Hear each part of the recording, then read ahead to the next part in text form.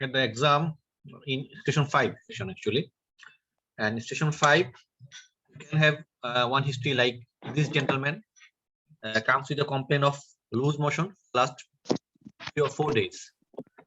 Please see and advise. They can give you some parameters like his blood pressure, also temperature. This is important. Kidney infection. Infection kidney. Okay. So there are certain important things you need to actually keep in your mind before taking history of acute diarrhea. I can ask one, Dr. Farah, can you tell me what important things we should keep in mind for the approach to a patient with acute diarrhea?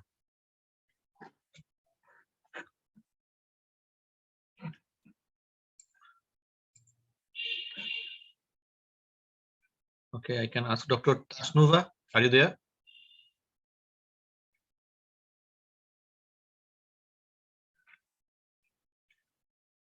Okay.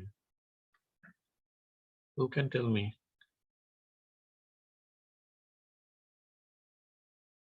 Dr. Sadman? Can you hear me? Assalamualaikum, bhaiya. Yes. Hello. Hello. Yes. Tell. একটু আবার বলবেন কোয়েশ্চেনটা ভাই একটু kindly. Suppose you are approaching a patient with acute diarrhea. Okay. Patient comes to a clinic with a complaint of acute diarrhea for 3 to 4 days. What are the things you need to keep in your mind during taking history in this patient? আচ্ছা ভাই, first of all, diarrhea, how many days, the number of times, the consistency, is it completely watery or semi-solid? If there is blood present with it, if there is mucus present with it, then if there is associated symptoms such as fever, abdominal pain, vomiting, any sort of rash on the skin, then extra history such as যে traveling history আছে নাকি, বা কোনো ধরনের food intact, বা তারপরে হচ্ছে তার লোকেশন জানতে পারি, যেমন সে এশিয়া সাবকন্টিনেন্টের নাকি বা অন্য কোনোখানকার নাকি, এই প্লাস অন্যান্য ফিচার যেমন এই যদি আগে থাকে তাহলে তার কোনো ফুড ইনটলারেন্স যেমন ল্যাকটোজ ইনটলারেন্স বা পার্টিকুলার কোনো ফুডের প্রতি আছে নাকি, এইভাবে অ্যাপ্রোচ করে আর কি আগাবো ভাই in case of acute diarrhoea আর কি। Okay. Anything that is important in history taking other than you are so far you are trying to find out the cause, right? You are asking the questions regarding what might be the cause of the diarrhea. Other than that, other than the finding out the cause, do you want to ask anything else which is important in this patient?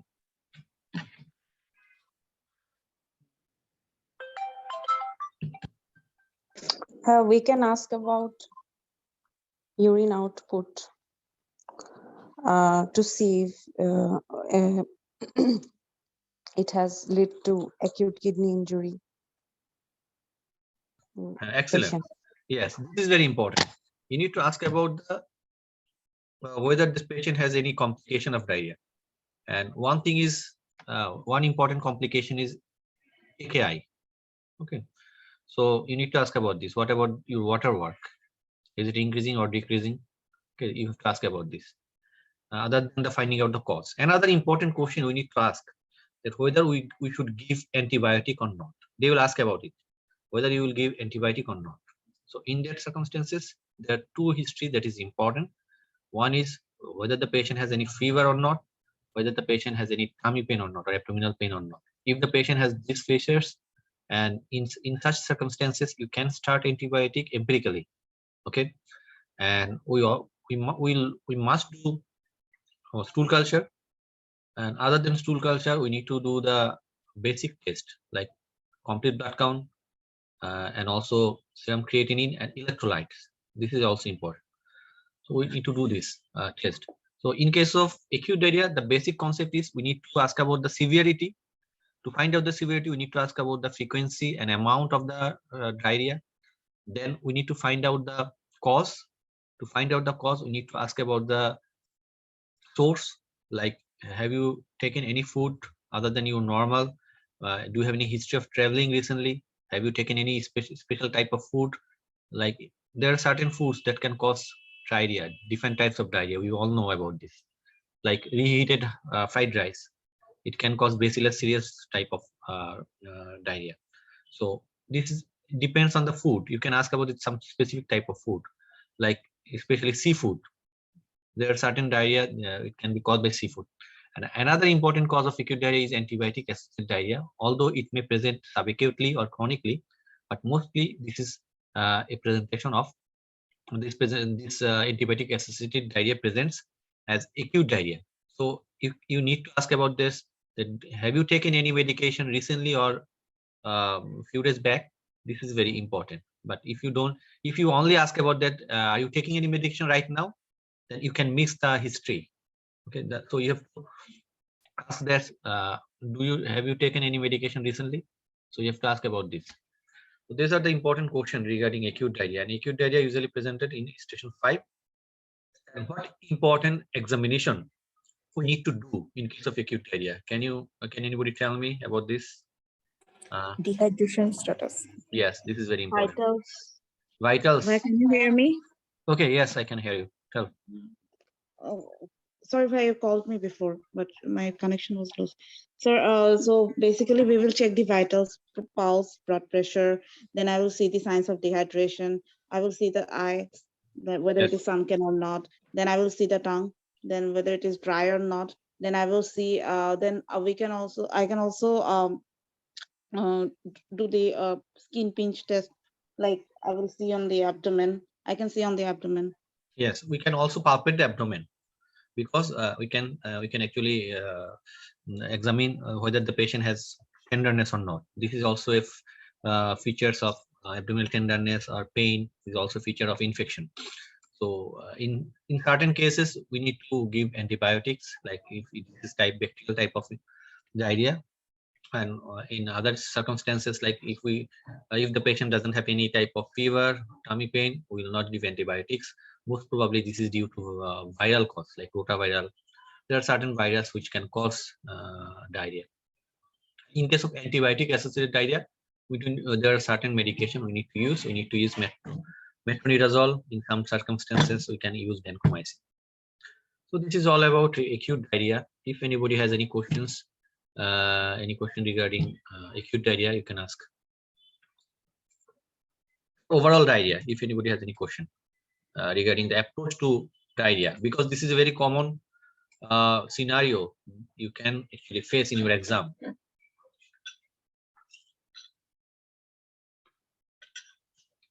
Sorry, bhai, I missed some portion. When we will give antibiotic in acute diarrhea, I missed that portion.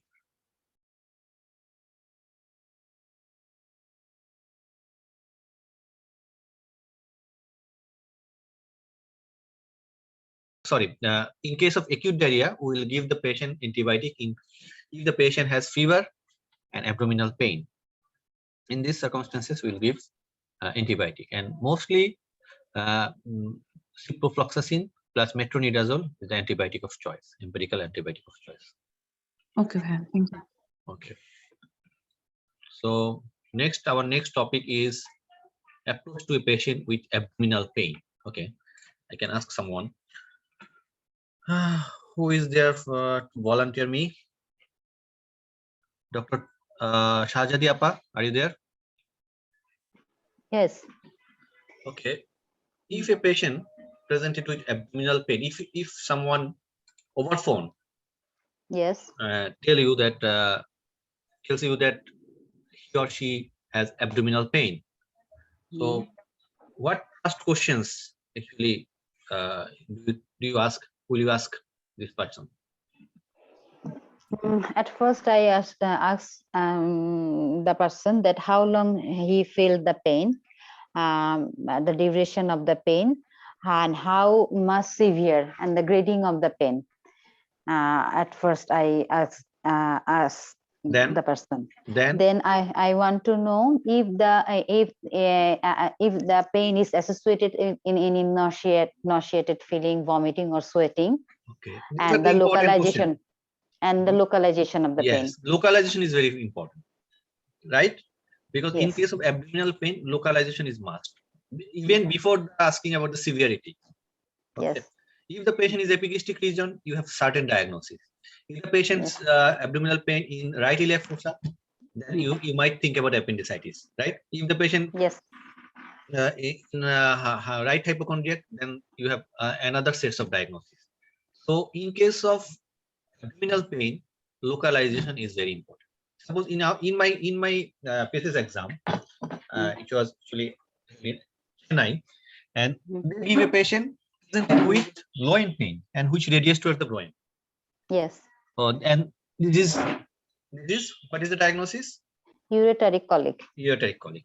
So, uh, so this is important. If I said that diagnosis is pancreatitis, then I will fail, right? So Yes. the localization is very important in case of abdominal pain. So we need to actually compartmentalized actually abdomen into certain part. Okay, then we need to actually remember the cause of pain in that area. So if I ask about if the patient presented with pain in left iliac fossa, what differentials will you consider? In case of pain in the left iliac fossa, I will ask the person about that is it related to with foods or not? No, That I just ask about the differentials. Will you consider? What differentials we have considered.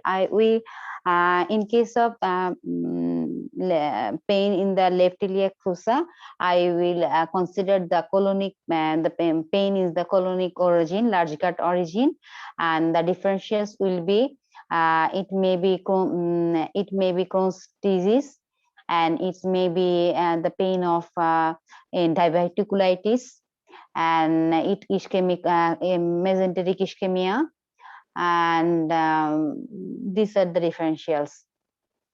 And if the pain is not severe, it may be sometimes maybe irritable bowel symptoms, sometimes it may happen. If the patient is female, and there is a chance of ovarian pain, like ovarian torsion or ovarian rupture, or any bleeding in the ovary. or maybe ectopic pregnancy, right? Ectopic pregnancy. Yes. In case of cases, we need to be safe, doctor, right? In case of yes.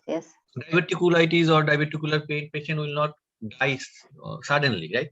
But if the patient has rapid ectopic pregnancy, he might die all of a sudden, right? So in that circumstances, we need to think about when we will actually make our differentials regarding any symptoms. We need to actually keep in mind the most serious causes also. Most common causes and the most serious causes. These are important, okay? Yes. So we can is that no, sorry. This is acute diarrhea. No, this is not my framework. Just a minute. Okay.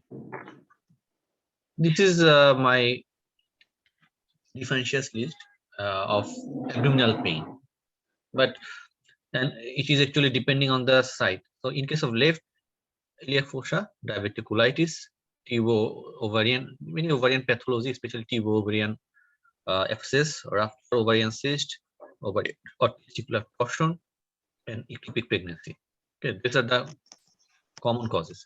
If the patient presented with like flank pain, then it may be nephrolithiasis, pyelonephritis, perinephric abscess, ureteric colic. If the patient has epigastric pain, the patient may have GERD, peptic ulcer disease, gastritis, maybe gastroparesis, maybe pancreatitis. Acute coronary syndrome sometimes in elderly patient can present with epigastric pain. So this is a dangerous diagnosis. So if you see that in your PSS exam, there is an elderly patient presenting epigastric discomfort or pain, and you need to ask about, you need to do the ECG. Okay, this is important. And If the patient with right iliac fossa pain, appendicitis, diverticulitis, all are the same, and just you can add appendicitis. In case of suprapubic cystitis, PID, rupture ectopic pregnancy. But in case of right iliac fossa, the differentials list is very broad. You can differentiate them into liver cause, biliary cause, and others. In case of liver cause, infections, acute viral hepatitis, liver abscess. In case of non-infectious hepatitis, alcoholic drug-induced Budd-Chiari syndrome, hepatic congestion. These are the rare causes. Infectious cause like cholangitis, cholecystitis, and non-infectious like gallstone, choledocholithiasis can present it with right iliac, right upper quadrant pain. So there are certain conditions that may present with generalized pain like IBS, infectious colitis, bacterial peritonitis, secondary peritonitis, diabetes. They may present it with actually generalized pain. And there are certain medical conditions we need to know about this. They can present it with abdominal pain. One of them it will be actually angioedema. Angioedema, there are certain things. So, and in drug stream is very important. So let's go. We can go to our approach. Patient with abdominal pain. So in case of abdominal pain, we need to localize first. This is the first thing. Then we can ask about certain things like radiation. And in case of asking the patient radiation, you can ask about this. Does the pain goes anywhere? Better to avoid the term radiation. I have seen many candidates who actually ask that why it radiates. You should not ask like this. You can. It is better to use layman term like does it go anywhere? You can ask this. So we don't know. We know that different types of pain radiates in different area. Like in case of pancreatitis, it goes to back, and in case of pyelonephritis, this goes to back into nephrolithiasis, loin to groin, groin to loin. Sorry. So you need to ask about this. We all know about the pain. In case of pain, we can use Socrates model, site, onset, character, radiation, aggravating, and timing. Okay. So exciting factor, severity. You can ask about all. You can use OTP para. Okay, and in case of there are certain pain which can present it suddenly, and if the patient said that I have sudden severe pain, you need to ask about perforation. You need to consider perforation, rupture like rupture aortic, abdominal aortic aneurysm, ectopic pregnancy, mesenteric infraction or ischemia, ovarian or testicular torsion. You need to think about this. If the patient pain is episodic, peptic ulcer disease, recurrent pancreatitis, mesenteric ischemia. Usually, interestingly, mesenteric ischemia presented about a few hours after taking meal, and also gastroparesis. This can be episodic, GERD. Acute coronary syndrome. You need to ask about this or about the risk factors. Aggravating factor in case we know that in case of gastric ulcer disease, it increases without food. In case of duodenal ulcer, it increases with food. So you need to ask about this. And as other associated features, you need to ask. Alarm feature. This is very important, especially the hemodynamic instability is very important. In acute pancreatitis, patient may go into shock. So you have to be very careful about this. And you need to ask about and look about the peritoneal sign, tenderness and fever.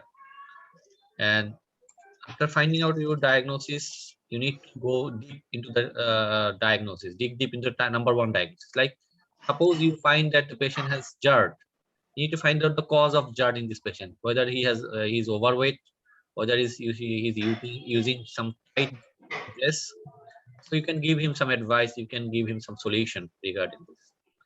You can ask about medication, sexual transmitted, in case of PID, you can ask about sexual transmitted infections risk, substance abuse, and concern. I've already told you that this is actually related to the underlying diagnosis. If your underlying diagnosis is peptic ulcer disease, then your feedback will be the different from if your diagnosis is IBS. So this is actually different, depends on the underlying cause. Investigation also related to underlying etiology. If you think that the patient has epigastric pain, radiates towards the back, you need to examine the patient and you need to investigate. Like you need to do the serum amylase lipase to rule out pancreatitis. You might have to do the endoscopy to find out the peptic ulcer disease. So this is, if you have, if suspecting the cause may be due to gallstone, you might need to do ultrasonogram. Okay, if ectopic pregnancy, you can do imaging, lipase, lactate. In case of ischemic bowel disease, you can do the lactate. So this is actually depend on your underlying cause. And these are the some causes of acute abdomen. Abdominal pain may be acute, and in case of acute abdomen, inflammation. This is the actually classification of Davidson medicine, and you can see this, that inflammation, then perforation, obstruction. Obstruction is an important cause, and then some other rare causes. This is actually all about the abdominal pain. An important thing is categorize the patient according to the site of abdominal pain. So you need to. Bhaiya, sorry to interrupt. Okay. Sure. Hello. Bhaiya, actually the slide is showing the diagnostic framework of the chronic diarrhea. Is there any written slide for abdominal pain? Yes. Sorry, I think I'm just. Can you see this right now? Yes. Okay. No. Sorry, actually. Yes, it is. It can be seen now. Okay, so let me give you another review. Okay, so this is the actually approach to patient with abdominal pain, and I have already discussed about this. Actually, I was showing this slide, but unfortunately you missed it. And there are certain causes according to the location. Okay, you need to know it. Otherwise, if the patient presented with left iliac fossa pain, and you need to consider this actually. So this slide is important. And another thing is radiation. We all know about the radiation, more or less, and you need to ask about this. And we can. I have already told this about this. This is a Socrates method, and there are certain questions to find out certain diagnosis. Can you see the slide right now, Dr. Mitu? Yes, we can see now. Okay, so we need to actually ask about some alarm features like hemodynamic instability, okay, dizziness, any loss of consciousness, any fever, any sudden severe development of pain. Then we need to consider some dangerous diagnosis like perforation.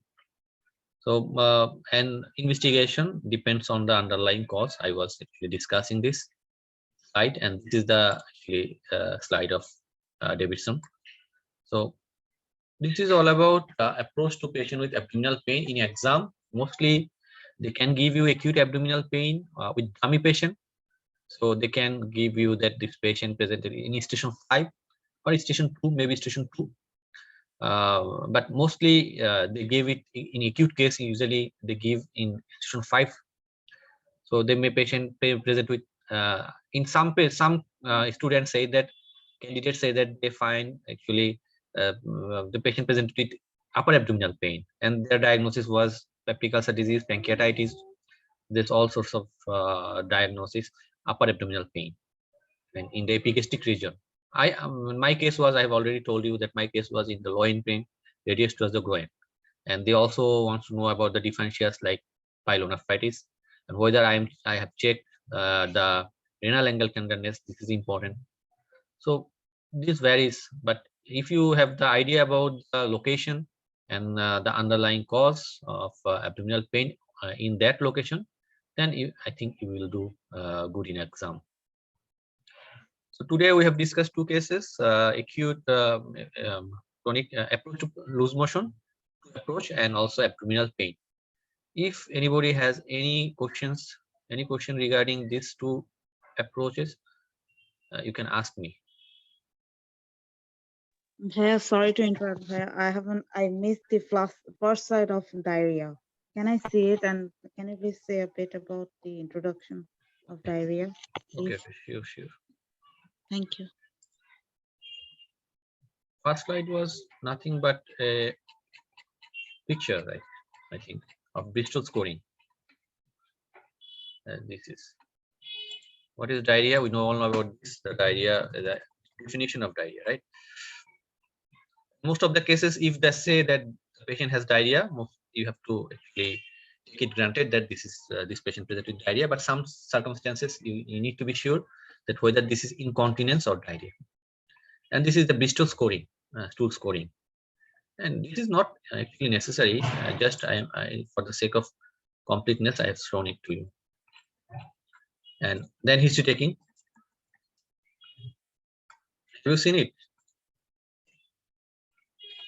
This slide? Yes, Bhaiya. Okay. So this is all about today's class, and I will actually advise all of you to make your own differentials. Okay, try to make your own differentials and think about the differentials. And always, when you make the differentials list, when you write down one disorder like microscopic colitis, just try to remember these things about microscopic colitis, how it presents, who are the actually risk factor, who are in the risk of having this disease. So you need to ask yourself these questions, and if you can do this, then you will be able to find out the diagnosis.